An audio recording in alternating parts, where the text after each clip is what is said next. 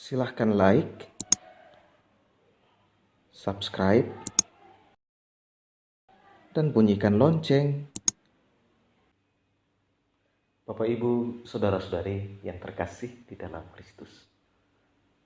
Salam jumpa kembali dengan saya, Romo Adnan Berkanis. Semoga Bapak, Ibu, Saudara-saudari dalam keadaan sehat walafiat.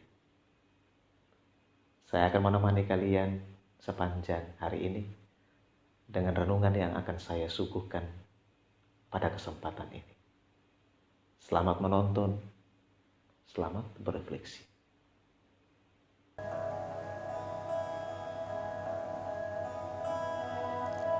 Bapak, Ibu, Saudara-saudari yang terkasih di dalam Kristus. Seorang bijak pernah mengatakan demikian, pemimpin yang baik adalah pelayan bagi orang yang dipimpinnya. Pemimpin berarti seorang yang bergerak lebih awal, berjalan di depan, mengambil langkah pertama, berbuat paling dahulu, memelopori, mengarahkan pikiran, pendapat, tindakan orang lain, membimbing, menuntun, dan menggerakkan orang lain melalui pengaruhnya. Tugas pemimpin adalah pengabdian. Dia ada bukan demi dirinya sendiri, melainkan demi orang lain. Dia dipanggil bukan untuk memuaskan hobi pribadi, melainkan demi tercapainya tujuan dan cita-cita bersama. Dia ada bukan demi kepentingan sendiri, melainkan demi kepentingan banyak orang. Pemimpin adalah orang yang tahu apa yang mau dicapai, mengerti jalan menuju ke sana, dapat menunjukkan tujuan dan jalan yang harus ditempuh itu kepada orang lain, dan bersedia menempuh jalan itu bersama mereka yang dipimpinnya. Pemimpin dibebani tugas membawa mereka yang dipimpin menuju ke tujuan dan cita-cita bersama. Dalam Injil hari ini, dikisahkan bahwa dalam perjamuan malam terakhir, Tuhan Yesus membasuh kaki para muridnya. Meskipun ia adalah seorang guru, ia bersedia membasuh kaki mereka. Tindakan pembasuhan kaki adalah sebuah ungkapan kerendahan hati dan contoh konkret seorang pemimpin yang mau melayani dan bukan dilayani. Di sini Yesus menunjukkan model kepemimpinan sejati yang mengabdi kepada yang dipimpinnya. Yesus tahu apa yang mau dicapai, mengerti jalan menuju ke sana, dapat menunjukkan tujuan dan jalan yang harus ditempuh itu kepada para muridnya, dan bersedia menempuh jalan itu bersama mereka yang dipimpinnya itu. Tuhan Yesus bergerak lebih awal, berjalan di depan, mengambil langkah pertama, berbuat paling dahulu, memelopori, mengarahkan pikiran, pendapat, dan tindakan para murid, membimbing, menuntun, dan menggerakkan para murid melalui pengaruhnya. Yesus mengajar mereka untuk menjadi pemimpin yang memiliki semangat melayani seperti seorang hamba, dan bukannya menjadi pemimpin yang mendahulukan kepentingan pribadi. Yesus mau menyadarkan mereka bahwa tindakan pembasuhan kaki yang dibuatnya itu tidak sama sekali merendahkan status dan martabatnya sebagai putra Allah. Juga tidak berarti bahwa Yesus gila hormat atau melakukan demikian demi mencari perhatian dan penghormatan. Yesus malah menyatakan bahwa apa yang dilakukan olehnya itu tak mengubah dirinya untuk lebih tinggi dari Bapa. Ia adalah hamba dari Bapa. Hakikat seorang hamba adalah tidak lebih dari tuannya. Kebahagiaan seorang hamba adalah mampu mengerjakan secara total apa yang menjadi kehendak tuannya. Itulah yang dilakukan oleh Yesus. Ia mengerjakan secara total kehendak Bapanya, sekalipun ia harus kehilangan nyawanya. Yesus mengingatkan mereka bahwa mereka adalah orang-orang utusannya. Karena itu, Yesus menguatkan mereka dengan kata-katanya sendiri. Barang siapa menerima orang yang kuutus, ia menerima aku. Dan barang siapa menerima aku, ia menerima Dia yang mengutus aku. Bapak, Ibu, saudara-saudari yang terkasih di dalam Kristus. Di dalam bacaan pertama, Rasul Paulus menyadari diri sebagai hamba Allah. Sebagai hamba Allah, tugasnya ialah mewartakan Injil ke segala penjuru. Ia dan kawan-kawannya rela mewartakan Injil sampai ke Antiokhia di Pisidia. Pada saat hari Sabat, ia dan kawan-kawannya pergi ke rumah ibadat di Pisidia. Di sanalah Paulus mendapat kesempatan istimewa untuk memberikan pesan yang sifatnya membangun dan menghibur jemaat di sana. Paulus memuji mereka sebagai orang-orang yang takut akan Allah dan meminta mereka untuk mendengarkannya. Paulus menjelaskan kedudukan istimewa bangsa Israel sebagai bangsa pilihan Allah. Paulus mengajak mereka untuk melihat perbuatan-perbuatan Allah yang besar, bahwa kuasa Allah lah yang telah menyelamatkan bangsa Israel dari perbudakan di Mesir. Allah itu panjang sabar melihat tingkah laku mereka dan mengampuni dosa mereka. Allah juga yang memberikan mereka tanah terjanji, tanah yang penuh susu dan madu. Pada intinya, Paulus mengajarkan kepada mereka bahwa meskipun Allah telah menyelamatkan bangsa Israel sebagai bangsa pilihannya, namun kuasa penyelamatan Allah baru terwujud sempurna di dalam diri Yesus Kristus. Yesus Kristus itu adalah Sang Juru Selamat yang berasal dari keturunan Daud, dan Allah telah membangkitkannya bagi Israel. Paulus mengajak mereka untuk bertobat dan percaya kepada Kristus yang telah menderita, wafat, dan bangkit demi keselamatan mereka.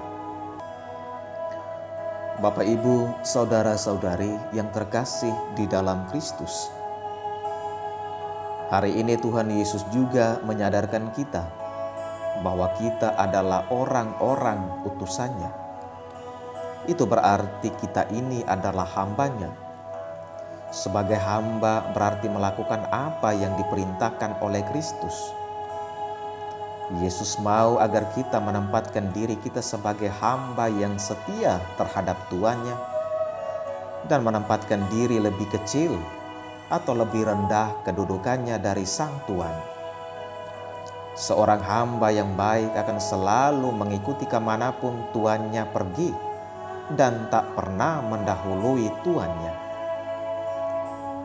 Yesus meninggalkan kepada kita contoh pemimpin sejati yang tidak ingat diri, yang tidak fokus pada diri sendiri, melainkan fokus pada orang lain. Kita diajak untuk menjadi pemimpin yang memiliki semangat seorang pelayan, mementingkan melayani ketimbang dilayani. Seorang pelayan dikenal juga sebagai pesuruh atau hamba. Hamba yang baik adalah hamba yang mau taat dan setia melakukan kehendak tuannya. Kita diajak untuk selalu setia dan taat kepada Tuhan, sebagaimana Yesus telah setia dan taat kepada Bapanya. Kesetiaan dan ketaatan yang sama mesti kita punyai juga dalam hidup kita setiap hari. Jika kita menyebut diri sebagai murid Tuhan, berarti kita mesti siap untuk melayani Tuhan dan sesama. Kita mungkin mengklaim bahwa kita telah melayani Tuhan, tetapi tidak semua kita yang bisa mengklaim bahwa Ia telah merendah dan bahkan mengambil risiko kehinaan sosial luar biasa seperti Tuhan kita demi melayani orang lain. Teladan Yesus ini bertujuan agar kita pun sebagai murid-Nya mampu untuk saling melayani satu sama lain. Kita disadarkan Tuhan untuk tidak jaga image atau gengsi untuk melayani orang lain dengan hati. Karena Tuhan kita saja mau merendahkan diri menjadi seorang hamba demi kebaikan dan keselamatan kita. Tentu kita juga mesti akui bahwa di dalam hidup, pergaulan, dan pelayanan, kita lebih suka untuk dilayani daripada melayani. Terkadang di dalam melayani pun kita mengejar status sosial kita sendiri. Terkadang juga kita sibuk melayani sampai kita lupa akan Tuhan yang kita imani. Kita tidak sadari kalau kita dipanggil dan diutus untuk mengabdi kepada Tuhan dan sesama. Sebagai pengikut Tuhan tidak perlu kita menunggu diri kaya, berkuasa, pintar, dan seterusnya baru bisa melayani. Kita melayani bukan karena terpaksa, tetapi karena kita mengasihi orang lain. Kita mampu mengasihi karena kasih Kristus telah menginfeksi kita dan memampukan kita untuk mulai mewujudkan kasih itu dengan kerendahan hati. Bapak, Ibu, saudara-saudari yang terkasih di dalam Kristus, kita mesti selalu setia kepada Tuhan dan selalu menempatkan diri kita sebagai hamba-Nya. Sebagai hamba Tuhan, kita juga diutus untuk mewartakan Injil ke seluruh dunia. Kita telah menerima anugerah keselamatan yang hanya dinyatakan melalui Yesus Kristus Tuhan kita yang telah wafat dan bangkit bagi kita. Hidup yang telah diselamatkan selayaknya menjadi persembahan bagi Tuhan dengan setia melaksanakan kehendak-Nya. Marilah kita bagikan anugerah keselamatan yang telah kita alami kepada sesama di sekitar kita.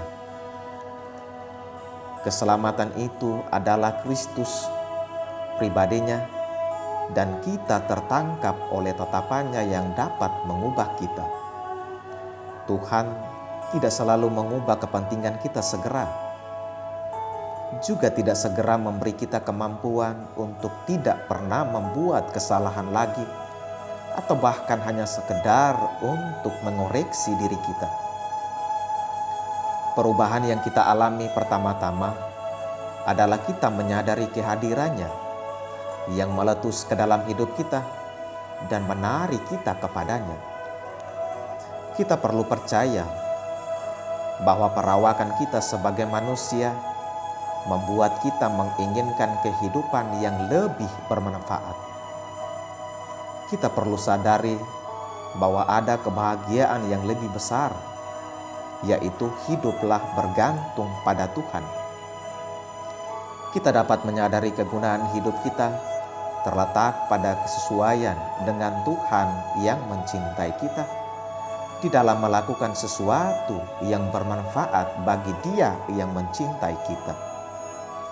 Ini berarti menerima keberadaannya, bergantung padanya yang menciptakan kita sekarang. Kita hidup agar Kristus bisa diakui di mana-mana. Kita hidup untuk kemuliaan Kristus. Kita menemukan apa yang sebenarnya kita tunggu saat kita kenal Tuhan dalam kejadian di mana Dia datang kepada kita melalui kemampuannya untuk membuat segala sesuatu yang kita jalani dan menggetarkan. Kristus adalah sebab keberadaan kita. Kita perlu merasakan semua keinginan Kristus bagi hidup kita.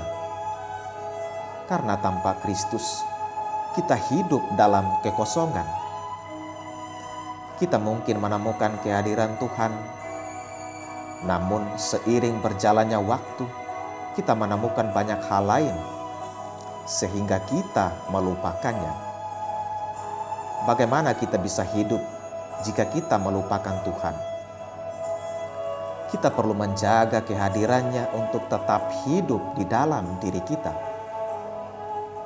Marilah kita selalu menjaga kehadiran Kristus di dalam diri kita dengan selalu taat dan rendah hati di dalam membangun hubungan yang lebih erat dengannya. Marilah kita berupaya untuk semakin melayani sesama dan Tuhan dan berani mewartakan Kristus agar Kristus dikenal dan diakui di mana-mana. Amin. Selamat pagi dan selamat berkarya. Jaga kesehatan dan stay at home. Salve. Tuhan memberkatimu sekalian.